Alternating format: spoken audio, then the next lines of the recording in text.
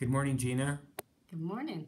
Today is April 11th, 2019. This is Gina, and Gina entered the office late October of 2018, and one of the significant issues that she presented with was chronic GI problems, a diagnosis of IBS, inflammatory bowel syndrome. Gina, could you tell us about that a little bit? Yes, I had struggled with this for since in my 20s. And at first I thought it was just, a change of water when we would travel and things like that. But as the years progressed, it would get worse. And I did go to the medical doctor for a checkup, and they just told me it was probably lettuce that was, had pesticides or something on it. And he prescribed me a loperamide, and I took that for many, many years. But it would just cover the symptom up. And I always thought, well, why am I having this? And what were your primary symptoms? The loose bowels. Okay, and how often, how many times per day were you going without the loperamide? Oh, typically? It could have been 5 to 6 times if I didn't have, but I always made sure I carried that with me because it was a panic if I didn't. Okay. And so what happened gradually up until October of last year? The bowel movements they were getting more frequent. I was having 6 to 7 bowel movements a day, and I was trying to heal it. I knew there was something wrong, so I was trying to do probiotics. I started doing my kefir, and kefir was helping me, but it was not fixing everything, but it was helping. Sure. So until I came in November to see Dr. Joe, that's when I told him that I had struggled for years with irritable bowel, and they had never tested a stool sample on me.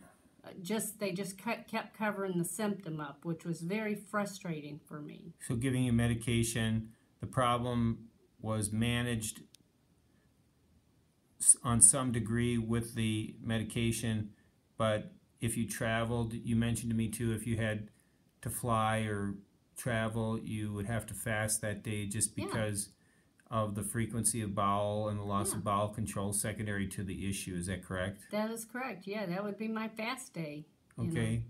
And do you mind if I show your test here? Sure. So with her IBS diagnosis, we did a comprehensive parasitology test to see if there were any abnormal findings on her stool test, and you can see there's expected beneficial flora, commensal imbalanced flora, and dysbiotic or potentially pathogenic or disease-causing bacteria.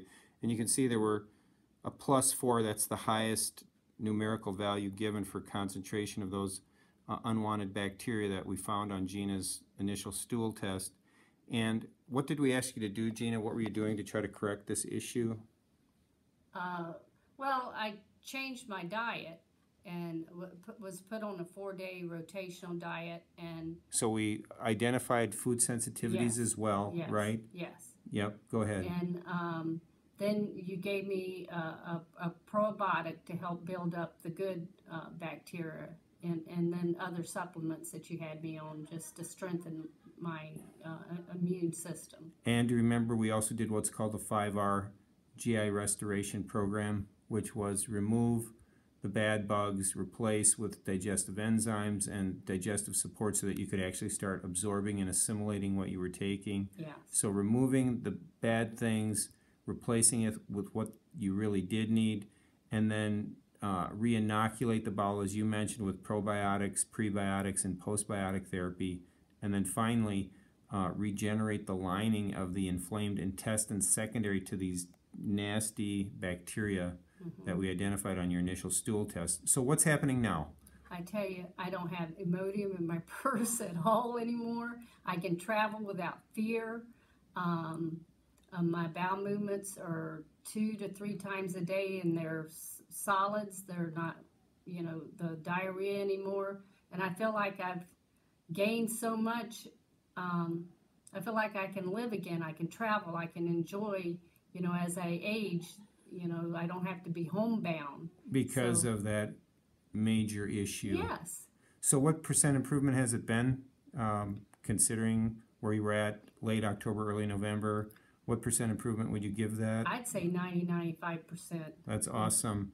We did do a follow-up test. Do you mind if I show that? Sure. Yeah, and so we did a follow-up GI stool test about a month ago, and we were able to totally eradicate the pathogenic dysbiotic flora. As you can see, there's nothing there. There was prior to 3 different organisms that were problematic, and Gina does still have some work to do with the commensal or imbalanced flora, but markedly better, and her beneficial expected bacteria have improved in concentration. She had 2 areas of no growth with E. coli and lactobacillus, and a +1 with enterococcus, and now +1, and the enterococcus dropped a bit, but overall stronger, better, more functional, correct? Yes. Gina, do you have any advice for people struggling with IBS or those types of GI complaints? Do you have any advice for future patients? Yes, I would say come see Dr. Joe Sievely.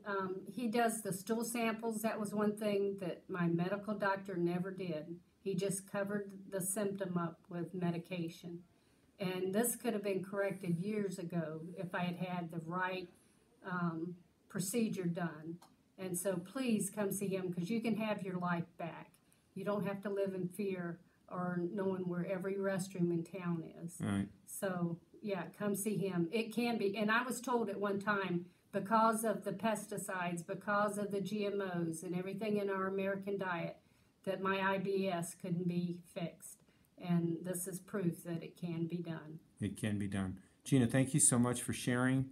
Do I have your permission to share your story with doctors or students or patients anywhere? Yes, you sure do. Gina, thank you so much for taking the time. Have a great day. You too. God bless you. Keep up the good work. All right, thank you.